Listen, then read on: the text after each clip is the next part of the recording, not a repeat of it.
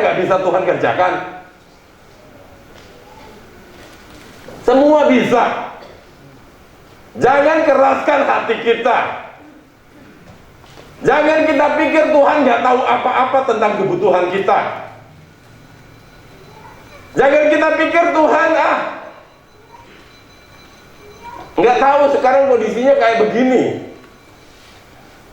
Dia jauh lebih tahu tentang kita. Jangan pun untuk hari ini, sebelum kita ada dia sudah tahu. Kita nggak tahu 1 menit ke depan, 5 menit ke depan, 1 jam ke depan. Tuhan tahu dari sebelum kita ada sampai kita nanti kembali, dia tahu. Percaya saja kepada Tuhan. Kita bilang kebutuhan kita banyak, sementara yang ada di tangan cuma segini. Mau ngomong apa? Tuhan bilang, aku sudah buktikan. Dengan 5 roti 2 ekor ikan saja 5.000 terkenyangkan. Ya, bisa ya. Cara Tuhan bekerja tidak sama dengan kita bekerja. Ya. Yang harus kita kerjakan, pastikan bahwa saya dan saudara adalah orang-orang yang dikasihi Tuhan. Kenapa saya bilang begitu? Di dalam Mazmur 127, Mazmur 127 ayat 1, nyanyian ziarah Salomo, jikalau bukan Tuhan yang membangun rumah. Jangan pernah kita berkata, dengan uangku aku bisa bangun rumah ini dan itu, kalau Tuhan tidak izinkan. Kalau bukan Tuhan yang membangun rumah, sia-sialah usaha orang yang membangunnya. Jikalau bukan Tuhan yang mengawal kota, sia-sialah pengawal berjaga-jaga. Tentang keselamatan kita, itu Tuhan yang berkati, itu Tuhan yang pelihara. Berikut 2, sia-sialah kamu bangun pagi-pagi dan duduk sampai jauh malam, dan makan roti yang diperoleh dengan susah payah. Itu pun Tuhan bilang sia-sia. Jadi kalau kita berkutat bekerja cari uang, kita mendapatkan segala sesuatu, Tuhan bilang kalau bukan aku yang memberkati, semua sia-sia. Dan makan roti yang diperoleh dengan susah payah. Perhatikan, sebab ia memberikannya kepada yang dicintainya pada waktu bayangin. Sementara orang makan uang karena jerih payahnya dengan susah payah, dengan tenaganya, dengan usahanya, ya mungkin dia bisa makan itu semua karena jerih lelah. Tapi bagi setiap orang yang dikasihi, ya, dia memberinya kepada yang dicintainya pada waktu tertidur. Pada waktu tidur Tuhan memberkati orang yang dia kasihi. Nggak usah lagi kerja, Tuhan nyiapkan. Kita nggak sempat kerja pagi-pagi karena ibadat. Kita nggak sempat ketemu klien karena ibadat. Berkat sudah disediakan tadi malam. Telat-telat dikit Tuhan bisa gantikan, bener ya. Saudara kekasih, perbuatlah ini menjadi peringatan akan daku. Ingat bahwa kita adalah umat tebusannya, kita menjadi miliknya. Dia yang bertanggung jawab atas hidup kita sementara kita hidup hari ini. Dengan kematian Kristus di kayu salib, semua dosa kita terhapus. Tuhan ingin setiap umat Tuhan menjaga kekudusan, kesucian. Dari pertama ketika kita percaya Yesus, terima Yesus sebagai juru selamat, kita harus menjaga kesucian, kekudusan. Walaupun tekanan begitu hebat, jangan izinkan kekudusan kita menjadi terhamil. fokus di situ. Ingat, kita bukan menjadi milik kita, tetapi milik Kristus.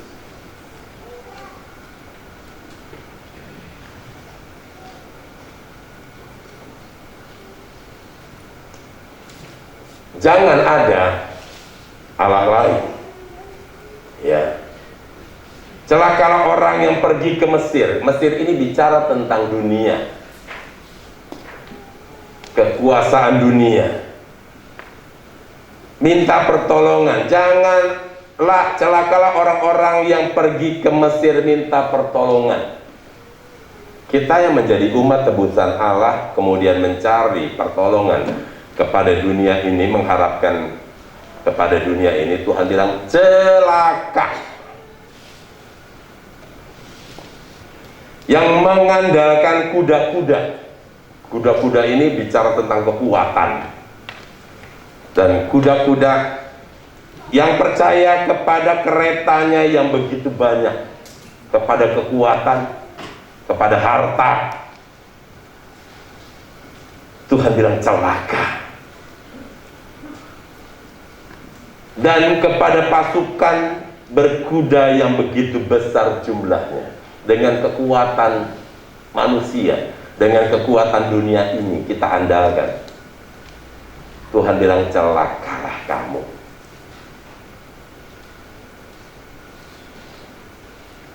Tetapi tidak memandang kepada yang Maha Kudus. Seringkali kita abaikan apa yang diminta oleh Bapa kita, penebus kita, Yesus Kristus. Apa yang diinginkan Yesus Kristus? Yesus itu adalah firman. Yang mengabaikan firman Tuhan, Tuhan bilang celaka. Saudara, jangan ada berhala lain. Mengandalkan dunia, tidak mengandalkan Tuhan, berarti kita sama dengan mengandalkan berhala, menyembah kepada berhala. Di dalam 1 Yohanes 5 ayat 21, 1 Yohanes 5 ayat 21, 1 Yohanes 5 ayat 21, anak-anakku, waspadalah. Kalau berkata pada kalimat ini ada kata-kata waspadalah, ini warning. Ini adalah peringatan.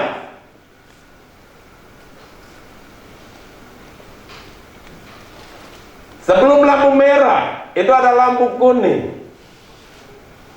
Peringatan bahwa sebentar akan lampu berubah menjadi merah.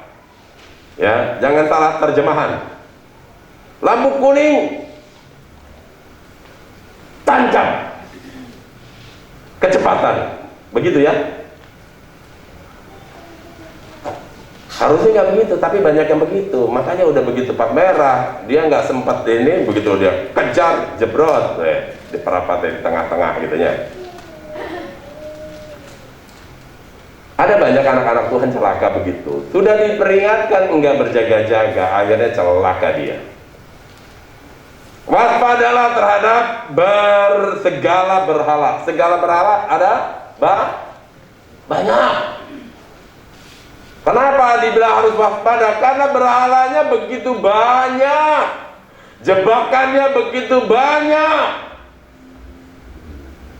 Karena jebakannya begitu banyak, firman Tuhan bilang waspadalah. Saya dapat satu penglihatan di satu malam, di dalam satu pergumulan. Rasanya, oh Tuhan, ngeri sekali. Ngerinya bukan takut apa dan bagaimana. Itu tadi, bagaimana Tuhan caranya? Begitu banyak yang harus dijaga. Kemudian tiba-tiba saya mendapatkan satu penglihatan. Ada satu seperti permainan seperti labirin begitu, saudara. Tetapi ketika saya harus salah jalan, maka meledaklah di mana jalan di banyak ranjau, di lorong-lorong labirin yang bukan jalan yang sebenarnya. Tahu ya labirin ya, gitu ya. Ada kita masuk belok-belok, nggak taunya buntu di ujungnya. Saya bilang bagaimana? Saya nggak tahu. Mana yang benar, jalannya semua hampir sama. Kemudian saya mendengar satu suara, dia bilang begini, pejamkan matamu. Saya nggak mau pikir panjang, kemudian dari penglihatan itu saya memejamkan mata. Diam aja, saya nggak bergerak. Sudah begitu lama, cukup lama saya diam. Kemudian tiba-tiba saya dengar suara berkata begini, Ferry, jalan 2 langkah ke depan. Saya langkah dua langkah ke depan. Udah 2 langkah, saya diam aja lagi. Belok kanan, ambil 5 langkah. Saya belok kanan, saya ambil 1, 2, 3, 4, 5. Saya diam, saya nggak ada seperti saraf itu. Saya diam lagi. Suara itu agak lama, kemudian sampai saya tunggu. Kalau dia nggak ngomong, saya nggak lakukan apapun. Kemudian suara itu bilang, balik kiri. Saya balik kiri. Maju 1 langkah, saya maju 1 langkah. Belok kiri lagi, belok kiri lagi. Maju 3 langkah, saya maju 3 langkah. Hadap kanan, hadap kanan. Maju lagi sekali lagi, dak. Kemudian begitu lama sekali saya nggak dengar suara itu lagi. Kemudian saya buka mata saya. Ternyata saya sudah melewati, keluar dari labirin itu. Sudah, nggak ada apa-apanya. Kemudian saya bilang, terima kasih Tuhan, saya mengerti apa yang Tuhan inginkan. Yaitu apa? Dengar-dengaran. Dengar-dengaran kepada firman Tuhan akan membawa kita di dalam satu perjalanan, dan perjalanan kita pasti akan selamat. Walaupun kita tutup mata. Kenapa? Sebab ada penguasa di tempat yang maha tinggi. Dia tahu jalan mana yang mencelakakan kita dan jalan mana yang akan membawa kita kepada keselamatan. Cukup tutup mata, buka telinga, dengar apa yang firman Tuhan bilang. Kita akan selamat. Kenapa? Dia di atas surga, kita di bumi. Dia tahu semua perjalanan hidup kita, mana yang mencelakakan atau mana yang menyelamatkan. Dia lihat karena kita ikat janji dengan Tuhan. Karena ada covenant ini, ikat janji ini, bahwa saudara bukan menjadi milikmu sendiri, tetapi saudara menjadi milik Allah. Dia bertanggung jawab. Tuhan sudah kasih tahu jalannya untuk menyelesaikan permasalahan, yaitu dengan firman Tuhan. Walaupun kita tidak tahu jalan mana yang benar, firman Tuhan akan membawa kita kepada kebenaran itu, jalan yang benar itu.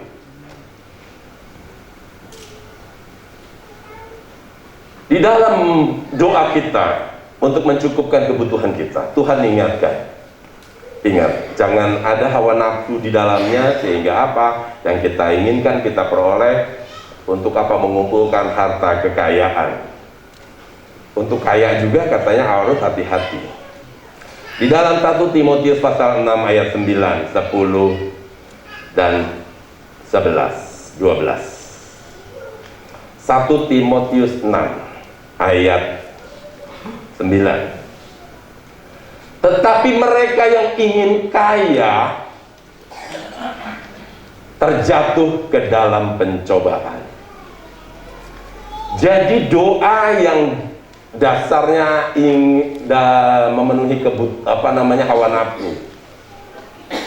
Katanya apa? Tetapi mereka yang ingin kaya terjatuh ke dalam pencobaan, ke dalam jerat. Tadi firman Tuhan bilang, waspadalah, waspadalah, ya.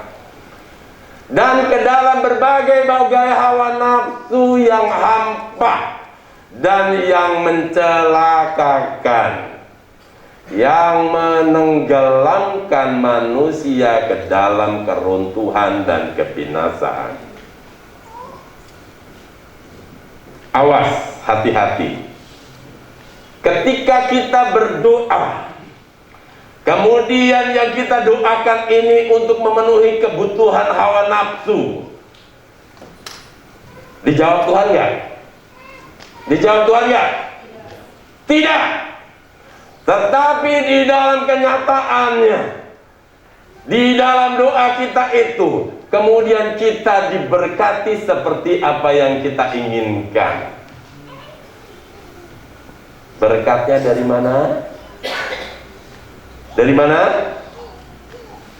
Dari mana? Dari Tuhan bukan? Dari Tuhan bukan? Hawa nafsu. Kita memperoleh segala sesuatu dari untuk hawa nafsu kita. Berarti kedagingan kita yang jalan ya, untuk memenuhi kedagingan. Memenuhi kedagingan berarti bersekutu dengan dunia. Bersekutu dengan dunia berarti bersekutu dengan penguasa dunia, yaitu kuasa kegelapan. Tuhan akan izinkan nggak? Tuhan akan jawab nggak? Tidak. Tetapi di dalam kenyataannya, walaupun doanya itu salah, walaupun doanya itu untuk memenuhi kebutuhan hawa nafsu, kemudian kita mendapat, dia mendapat. Kira-kira berkat itu dari mana? Dari setan, bukan dari Tuhan. Hati-hati. Itu sebabnya firman Tuhan tadi berkata, waspadalah.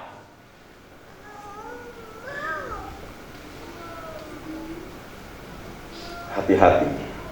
Ada banyak orang yang seolah-olah dia pikir berkat Tuhan.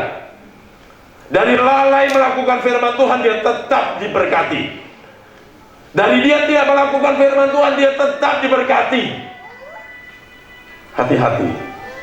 Hati-hati, hati-hati. Berkat yang dari Tuhan bukan atas dasar apa yang bertentangan dengan firman Tuhan.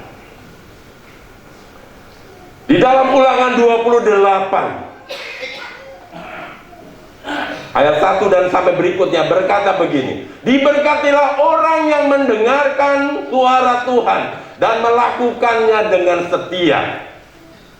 Berkat yang dari Tuhan itu, katanya, jika engkau baik-baik mendengarkan suara Tuhan Allahmu dan melakukan dengan setia segala perintahnya yang kusampaikan kepadamu pada hari ini, maka Tuhan Allahmu akan mengangkat engkau di atas segala bangsa di bumi.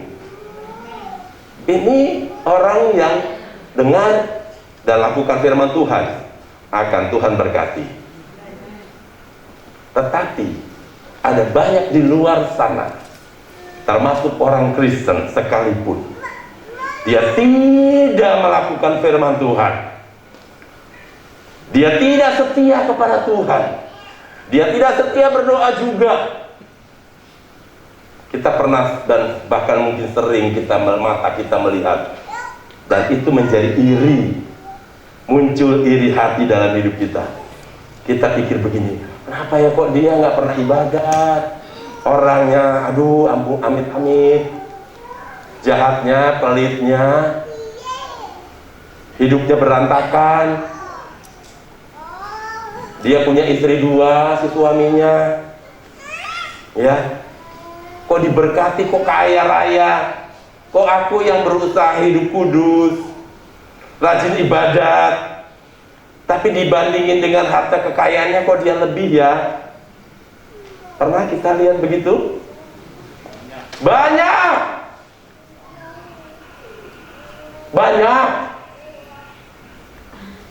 Dia majelis loh di gereja, tapi aduh, belok ke gang itu ada losmen, ada tempat kamar yang sewaan 1 hari. Oh, dia masuk ke situ, belum 1 hari dia ada keluar. Dia masuknya bukan sendiri, udah ada yang nunggu di kamar itu, seorang perempuan. Majelis loh. Kita tahu perilakunya. Tapi dia diberkati melimpah.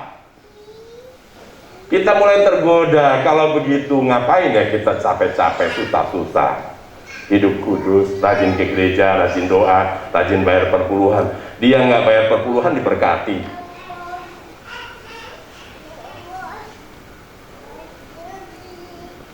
Mulai bimbangkah? Jangan melihat kulitnya di sini, jangan melihat permukaannya, berkatnya. Tapi ingat, berkat itu dari mana? Kalau berkat dari Tuhan, dari jalan yang lurus, yang tidak menyimpang dari firman Tuhan.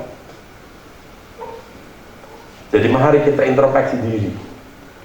Jangan-jangan berkat yang ada sama kita, padahal kita nggak kudus-kudus banget, nggak setia-setia banget, tapi kita diberkati. Hati-hati.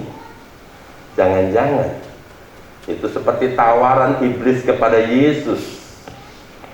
Ketika Yesus dicobai, iblis bilang apa? Jikalau kamu mau menyembah aku, kata iblis ya, lihat, Yesus suruh lihat seluruh dunia ini akan aku berikan kepadamu. Berarti iblis bisa memberkati dong? Bisa. Kenapa? Karena dunia ini memang sudah dikuasai. Bahkan atmosfernya sudah dikuasai oleh kuasa kegelapan. Tetapi firman Tuhan bilang apa? Yesus sudah mati, bangkit, dan hidup, menang naik ke sorga. Sehingga apa katanya? Dia menyatakan pembelaannya kepada kita. Dikatakan apa? Aku akan membuat musuh-musuhmu menjadi tumpuan kakimu. Dunia ya, nih bola dunia. Jadi ini bukan hanya sekedar hiasan. Bola dunia ini yang dikuasai atmosfernya oleh iblis, semua sudah dikuasai oleh iblis, sudah menjadi milik iblis, dikuasai. Yesus sudah bangkit naik ke sorga, dan dia duduk di tahta Allah, dan bumi ini menjadi tumpuan kakinya. Di mana iblis? Di bawah kakinya. Kita di mana? Di dalam dunia. Dalam dunia, di bawah pengaruh kekuasaan iblis.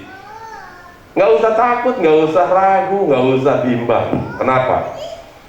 Karena yang menekan kita itu ada di bawah telapak kaki Yesus.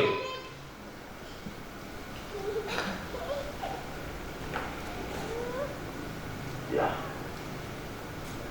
Dia sudah bangkit, dia sudah kalahkan, sehingga musuh-musuhnya.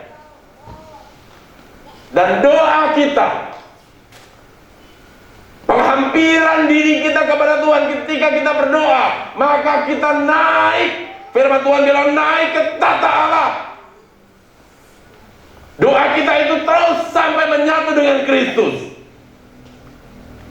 Kita mendapatkan mandat, otoritas dari Tuhan.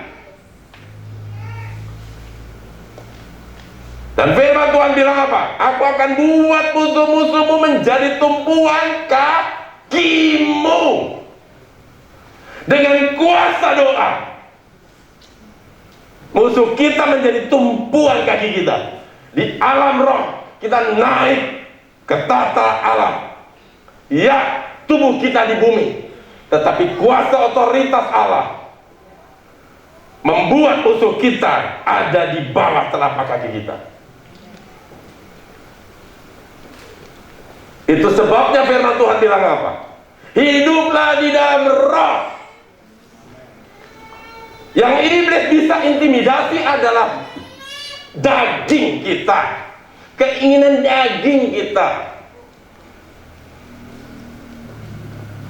Itu yang dikuasai iblis, tetapi roh kita tidak bisa. Itu sebabnya firman Tuhan bilang hidup di dalam roh. Supaya apa? Iblis itu ada di bawah telapak kaki kita. Dengan kuasa kebangkitan Kristus, yang ini menjadi satu ikat janji. Tubuh dan darah Kristus menyatu di dalam hidup kita, dalam tubuh kita. Untuk apa? Untuk kita bisa melawan keinginan daging. Ya, saudara, Tuhan kerjakan begitu banyak dalam hidup saya. Saudara kekasih, Joses baru 1 minggu ini, baru berapa hari ini negatif dari COVID. Dia kena COVID, padahal udah ikut booster. Prokesnya sangat ketat. Ya.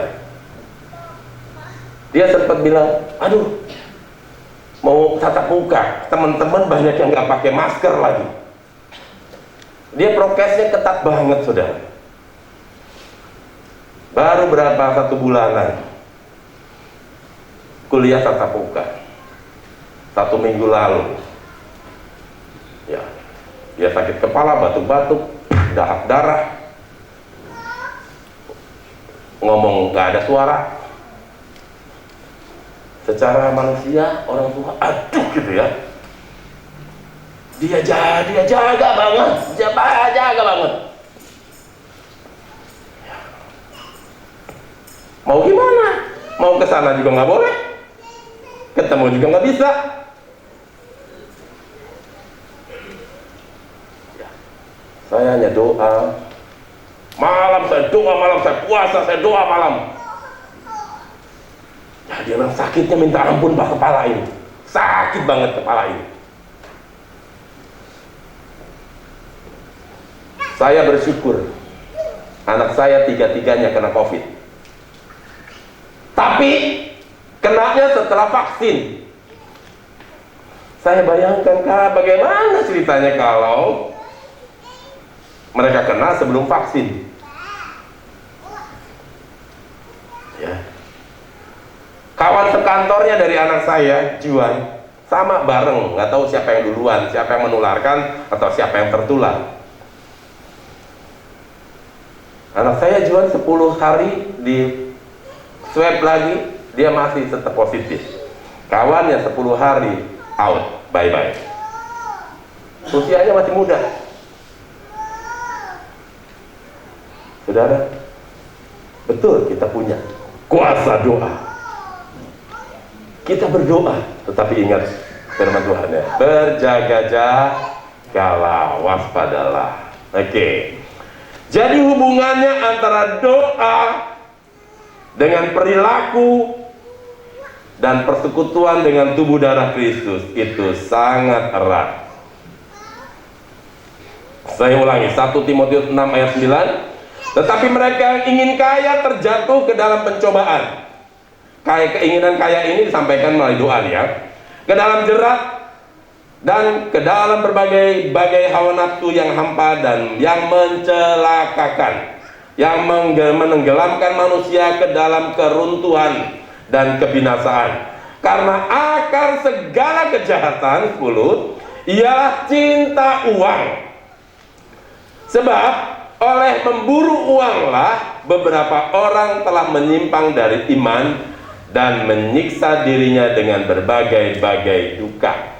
Jadi hati-hati dengan kata istilah saya perlu uang. Hati-hati. Dengan memburu uanglah beberapa orang telah menyimpang. Jadi dari gara-gara si Hepeng ini, ya, anak Tuhan menyimpang dari iman. Kemudian apa? Dia senang? Tidak. Karena apa? Menyimpang dari iman dan menyiksa dirinya. Dengan apa? Berbagai-bagai duka.